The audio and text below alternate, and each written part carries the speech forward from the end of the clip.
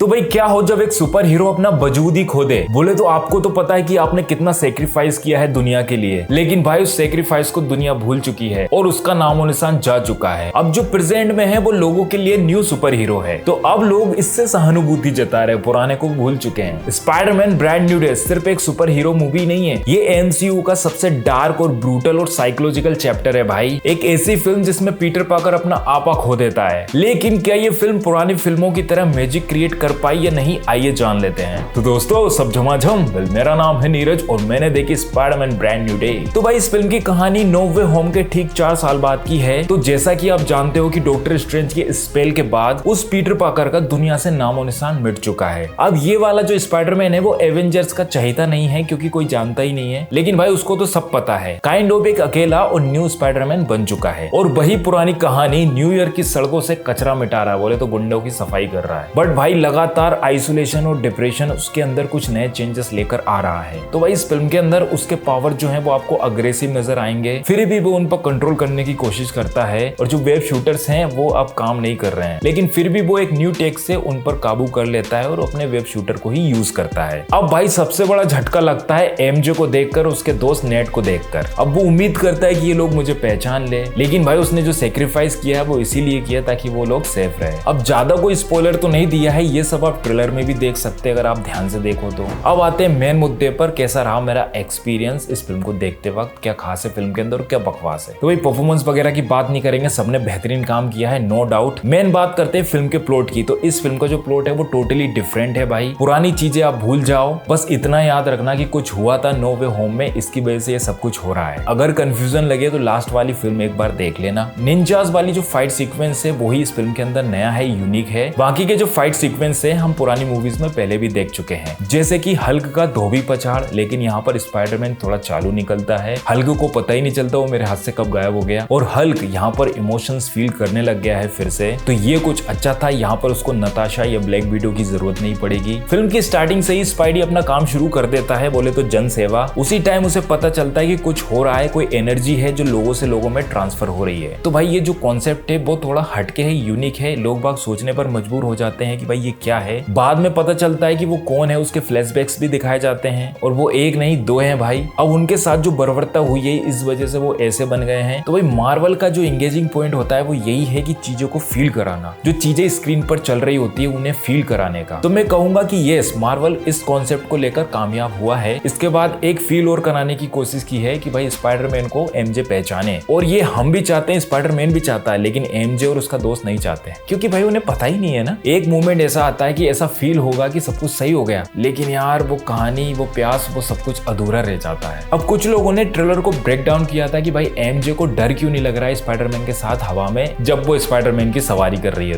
तो उसके पीछे भी एक लॉजिक है, उसे डर क्यों नहीं लग रहा है, वो आप फिल्म देखोगे तो समझ जाओगे। बात करें इंटरेस्टिंग फैक्ट की, तो करंट में जो एमजे का बॉयफ्रेंड होता है वो आगे चलकर आपको हैरान करने वाला है। और भी ऐसी चीजें हैं जिन्हें अगर आप बारीकी से देखोगे तो हैरान हो जाओगे, खासकर स्पाइडरमैन के बदलते बर्ताव को देखकर। भाई इस फिल्म का क्लाइमैक्स भी इमोशन से भरा हुआ है। क्लाइमैक्स में आपको ऐसा फील होगा कि बस सब खत्म, लेकिन रुको भाई, पिक्चर तो अभी शुरू हुई है। फिर वही सीन मार्वल का हमेशा के एक ऐसी हाइप पर छोड़कर जाती है जहां पर ऐसा लगेगा भाई अब तो अगली फिल्म देखनी है। बोले तो स्पाइडरमैन जिनसे उम्मीद कर रहा है कि ये लोग मुझे पहचाने, वहां पर जाकर ये फिल्म खत्म हो जाती है। भाई फिल्म के अंदर एक दो जगह कमियां हैं, उसको हम इग्नोर कर सकते हैं। जो न्यू वाली ब्लैक विडो है उसका तो मुझे कुछ समझ में नहीं आया। Okay, come to the final verdict, तुम ही पीटर हो, राइट? तो यस, अगर आप स्पाइडरमैन के फैन हो तो जाओ एंजॉय करो भाई। Okay, come to the rating, इस फिल्म को मैं 5 में से 4 स्टार की रेटिंग करता हूँ। I hope you enjoy this video. If you enjoy please the like button, subscribe the channel. मिलता है अगली वीडियो में, टिल देन बाय।